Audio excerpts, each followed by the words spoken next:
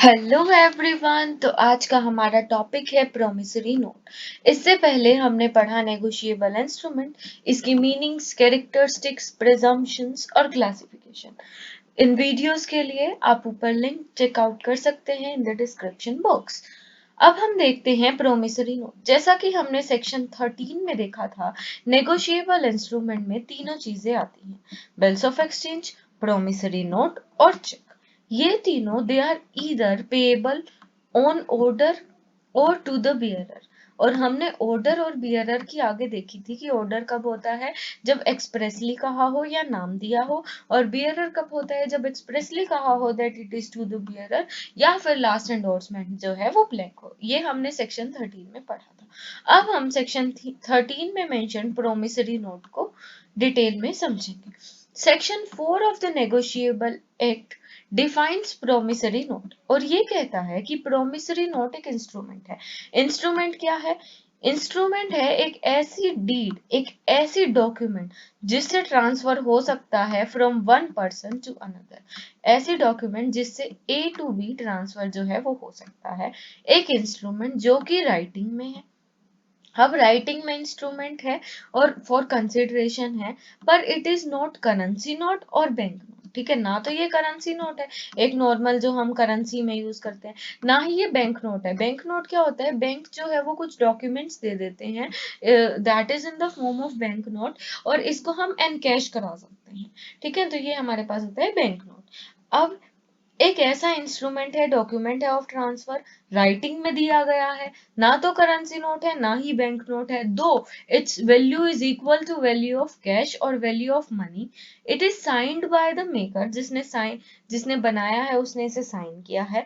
Unconditional undertaking है, और undertaking क्या है? सबसे पहले तो वो अनकंडीशनल है, कोई भी कंडीशंस नहीं है। और अंडरटेकिंग है क्या?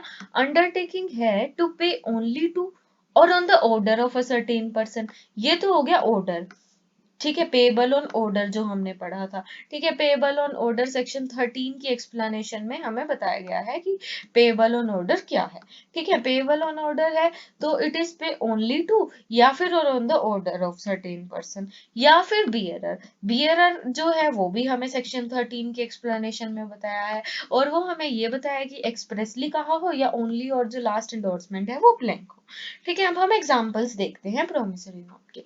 I promise to pay B a sum of rupees 10।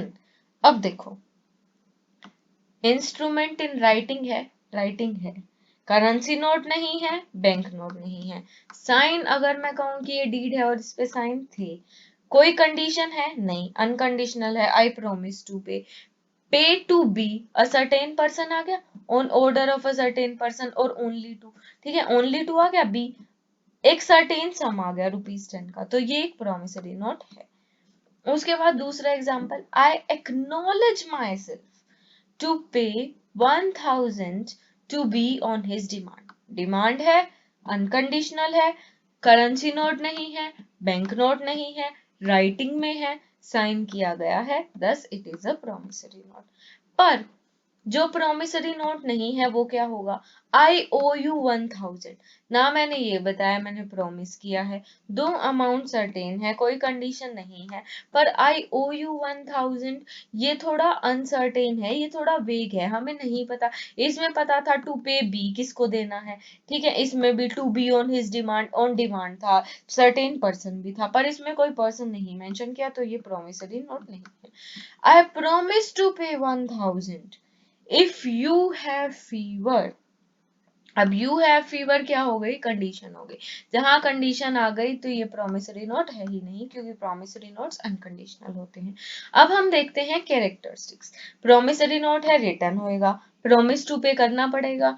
ठीक है, जैसा कि हमने ऊपर वाले एग्जांपल्स में देखा, साइन करने पड़ेंगे, पर साइन की जरूरत नहीं है अगर हैंड रिटन होगा, क्योंकि साइन क्या होता है कि उसकी इंटेंशन को हम फाइनलाइज कर दे। पर अगर हमने साइन की जगह हैंड रिटन कर दिया, मैं खुद ही लिख के दे रही हूँ, तो ऑब्वियस बात है कि मेरी इंटेंशन थी ही। उसके बाद अनकंडीशनल होना चाहिए। अब अनकंडीशनल क्या कहता है? अनकंडीशनल कहता है कि कोई भी कंडीशंस नहीं होनी चाहिए एक्सेप्ट, एक एक्सेप्शन है इस रूल की, वो conditions that are bound to happen in ordinary course, जो कि ऑर्डिनरी कोर्स में बाउंड है, जो सर्टेन कंडीशंस है।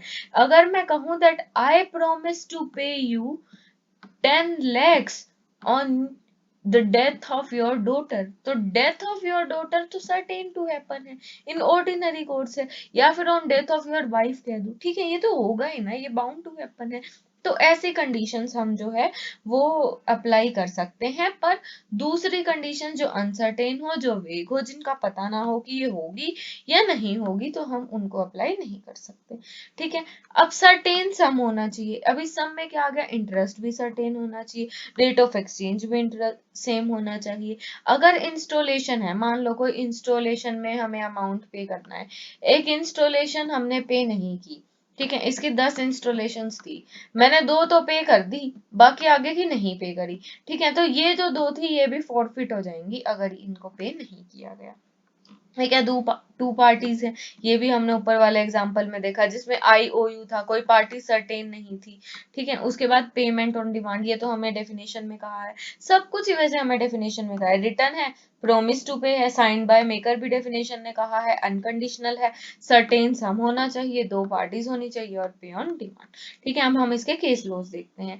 सबसे पहले मुथु शास्त्रीगल वर्सेस विश्वनाथा। इस केस में क्या हुआ था कि अमाउंट बोरोड 350 का अमाउंट था, ठीक है, पे इन 2 वीक, सर्टेन टाइम दिया गया था, तो हेल्ड किया गया कि हाँ ये प्रोमिसरी नोट है, कोई कंडीशन नहीं थी, पर्सन जो था वो ऑलरेडी डिटरमाइंड था और साइंड बाय द मेकर था। ठीक है, उसके बाद आया मांगे लाल वर्सेस लालचंद। इसने क्या कहा कि mayor stamped receipt isn't a promissory note। Suppose मैंने क्या किया, मैंने लिख दिया I owe you ₹1000, पर मैंने इसको साइन नहीं किया, पर मैंने क्या करा, इसको स्टैम्प करा दिया। ठीक है, तो ये सेक्शन कहता है दैट मेयर, ये केस लो कहता है that mayor stamped receipt isn't a promissory note। उसके बाद आता है जगजीवन दास वर्सेस भीखा भाई वर्सेस नौरातन मल। जीवन दास भिखा भाई वर्सेस नौरातन मल क्या कहता है दैट दो मिसनेम्ड, एक इंस्ट्रूमेंट था, ठीक है, एक प्रोमिसरी नोट था, वो थोड़ा मिसनेम हो गया, कि अगर मैं कहूँ एक वर्ड इधर उधर या मिसनेम हो गया, जो भी है, कुछ भी नाम गलत दे दिया, yet it can be identified by the description।